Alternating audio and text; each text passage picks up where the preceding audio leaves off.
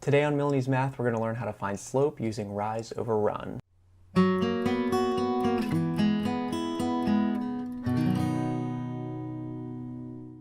So in order to use rise over run to find slope, we need to know the difference between positive slope, negative slope, zero, and undefined.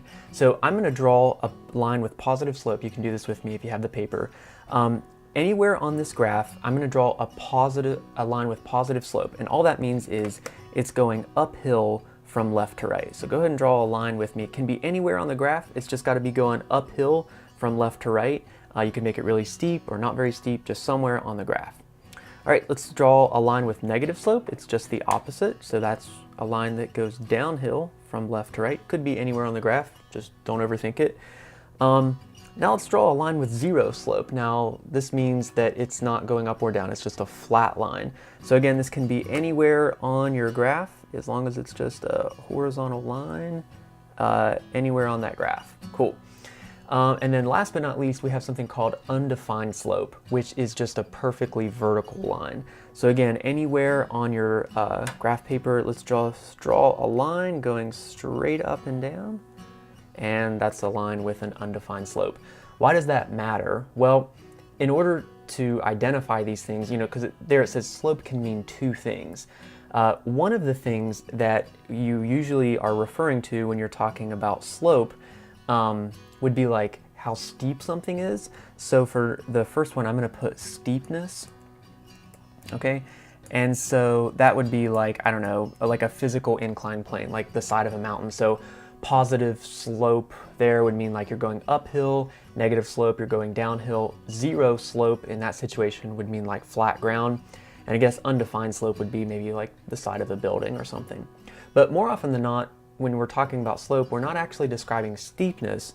A lot of times we're describing how much something changes, usually like over a period of time. So we're going to call that a rate of change. You see this all the time in science classes, like you'll measure how much the height of a plant changes over a period of time with like different types of fertilizer. In the real world, you might track how much money you have in your bank account. And so like in that situation, I would want a positive slope. I would want the amount of money that I have to go up over a period of time. Negative slope in that situation would mean you're losing money. Zero slope would mean that you're not making money or losing money. It's just staying the same over a period of time. And undefined slope in that situation, I don't really think has any real world value. It doesn't really make any sense to have that, which is why we call it undefined. So slope can mean two things, either steepness or rate of change. Okay, so now we know that there's two things that slope can mean, either the steepness or rate of change, but oftentimes we need to know how much of a slope it has. Like for instance, look at number one. We know that that has a positive slope, but how steep actually is it?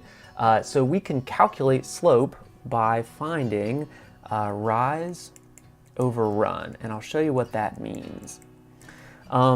Rise is talking about up and down, and run is talking about left to right. So we can put a number, we can find the slope of that line by literally just counting from any point on that line to any other point. Now they already have a couple labeled. I want you to draw this in if you have this paper right in front of you. We're going to start from the bottom dot. It doesn't really matter which point you start from, but I'm going to count up and over. And look, I'm going to go up and then I'm going to go over.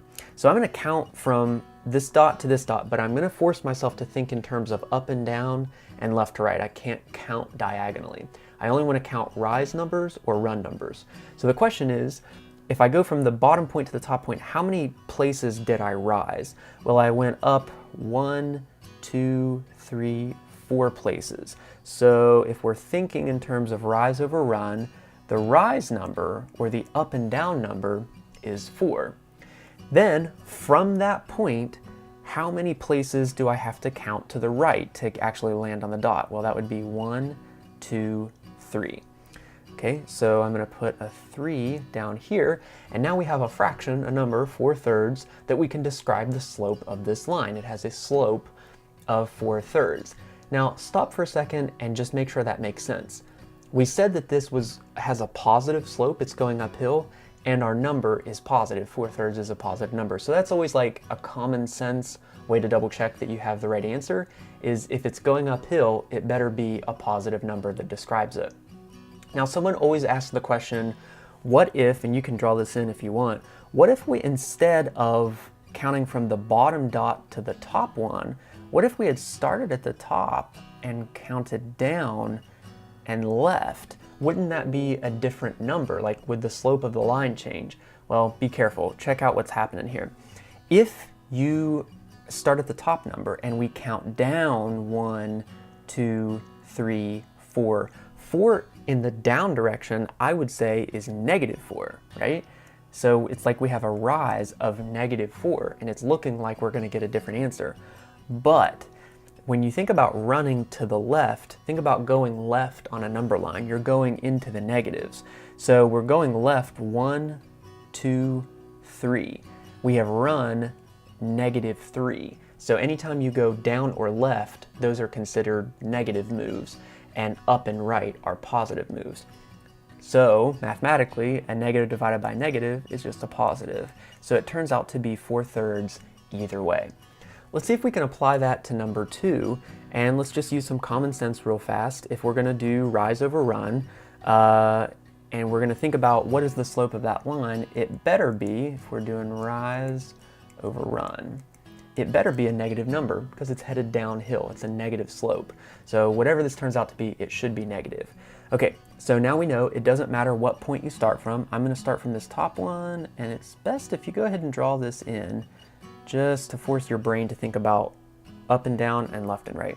Okay, so what's our rise number? Well, it's downward, so it's going to be negative. Here we go. I'm not going to put the little arrows on it, but 1, 2, 3, 4, 5, 6, 7, 8.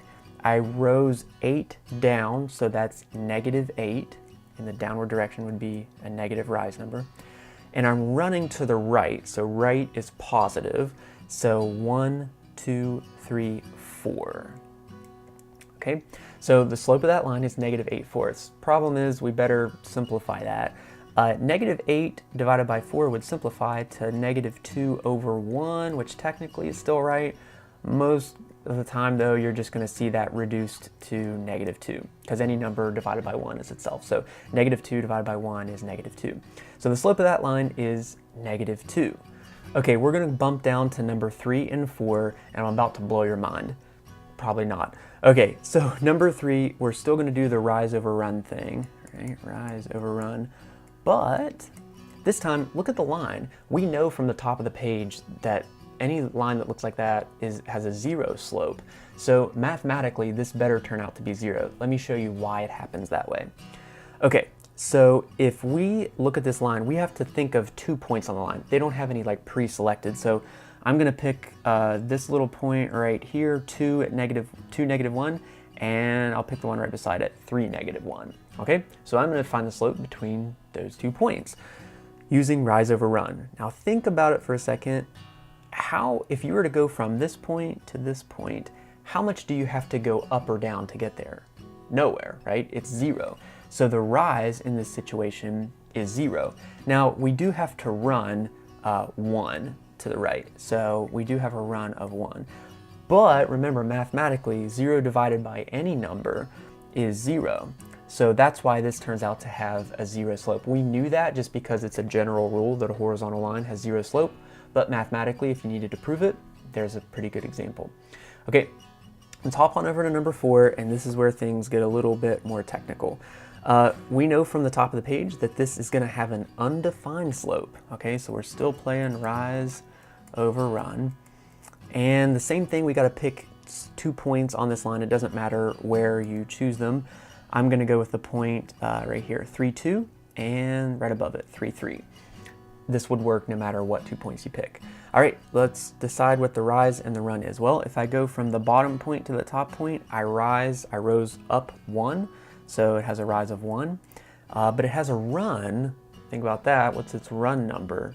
0, right? Because it's not going left or right at all. So it's 1 divided by 0. Here's the problem. You're not allowed to divide by 0, unless, of course, you're Chuck Norris. So 1 divided by 0 is undefined. And so the way we would write that is you could maybe say 1 divided by 0, but then somewhere below it or beside it, you're going to want to write out undefined to show that you know that 1 divided by 0, you can't do that. And so we have to call that undefined. So that's a little bit about how to find slope using rise over run.